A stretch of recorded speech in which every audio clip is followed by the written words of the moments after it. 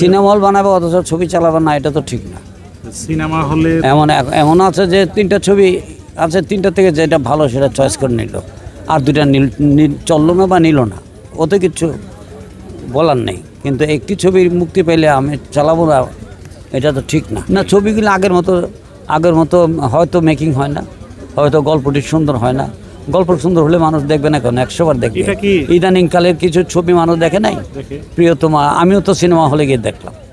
এরকম আরও কতগুলি সিনেমা আছে যেগুলি মানুষ দেখে এবং লোকজন হচ্ছে। তো ছবি ভালো হলে লোকজন আছে, দর্শক আছে। ছবির গল্প ভালো হতে হবে।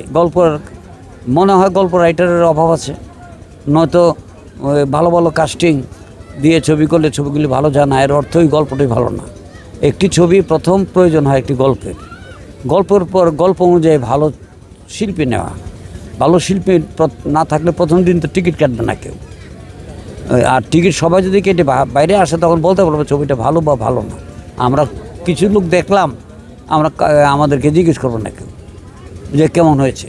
বেশি লোকজন থাকলে মানুষ জিজ্ঞেস করে, সাংবাদিকরা জিজ্ঞেস করে, পাবলিক টিকিট কাটবে ওই পাবলিকও জিজ্ঞেস করে। এই তো আগে যেভাবে চলচ্চিত্র নির্মাণের জন্য প্রস্তুতি নিত বা প্রস্তুত হতো, যে একটা আনন্দ উল্লাস খুশি, এখন ওরকম নাই। আমরা যেভাবে চলচ্চিত্র নির্মাণ করলে সিনেমা হলে যেতাম, অন্য কেউ নির্মাণ করলে যেতাম, ছবিটি কেমন দর্শক নিচ্ছে, কোন জায়গায় হ্যাপি হচ্ছে, কোন জায়গায় বোরিং হচ্ছে, কোন জায়গায় ক্ল্যাপ দিচ্ছে, কোন জায়গায় চোখের পানি মুছছে, এগুলো আমরা দেখতাম।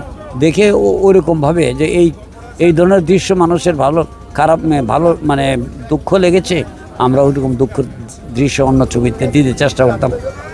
হাস্যকর সিকোয়েন্স হলে আমরা ওই ধরনের সিকোয়েন্স দেখে অল্টারনেট অন্যরকম ভেবে আমরা হাসির কমেডি সিকোয়েন্স তৈরি করতাম, ড্রামা তৈরি করতাম, ফাইট তৈরি করতাম। এই তো এখন তো ওইরকম আগের মতো,